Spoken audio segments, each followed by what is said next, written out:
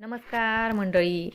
Star प्रवाहावरील लग्नानंतर होईलच प्रेम या मालिकेच्या पुढील येणाऱ्या भागामध्ये आपल्याला असं बघायला मिळणार आहे की जीवा आणि पार्थ हे सर्वांसाठी ज्यूस घेऊन येतात आणि सगळ्यांना देतात. सगळीकडे खूपच आनंद असतो आणि लग्नाची जोरदार तयारी सुरू असते. तर इकडे नंदिनी, काव्या आणि सगळेच ते ज्यूस पिणार असतात. पण त्याचवेळी तिथे आशाताई येते आणि ती सांगू लागते की नंदिनी ताई ज्यूस पिऊ नका. तर तेव्हा जीवा म्हणतो की पिऊ दे ना, काय झालंय. तेव्हा आशाताई म्हणते की रम्याताईने त्या ज्यूसमध्ये विष टाकलंय. तर इकडे रम्या बोलत असते की मी असं काही केलेलं नाही, उगाच माझ्यावर खोटे आरोप करू नकोस.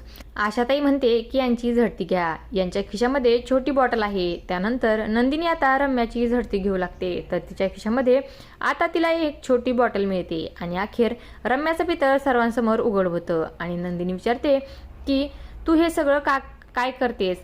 तू कालच आम्हाला बोललीस ना की तू सुधारली आहेस आणि आज आमच्या ज्यूसमध्ये तू विष टाकलंस. तर मित्रांनो, आता त्या बॉटलमध्ये खरंच विष आहे का, तर आता हे आपल्याला पुढील भागामध्ये कळेलच.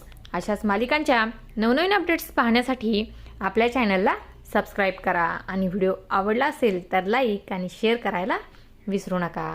धन्यवाद.